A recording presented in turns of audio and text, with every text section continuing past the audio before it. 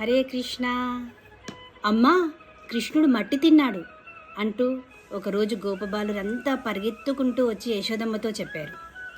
యశోదమ్మ కృష్ణుని అడిగింది, కృష్ణ, నువ్వు మట్టి తిన్నావా? కృష్ణుడు అమాయకంగా, లేదమ్మా.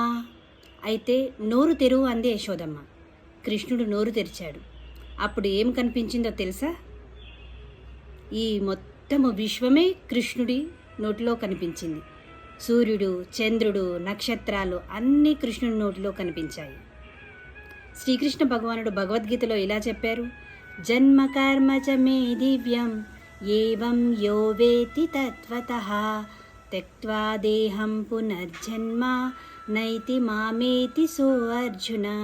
ఎవరైతే నా జన్మ కర్మలను దివ్యమైనవిగా తెలుసుకుంటారో వారు నన్ను తప్పకుండా చేరుకుంటారు.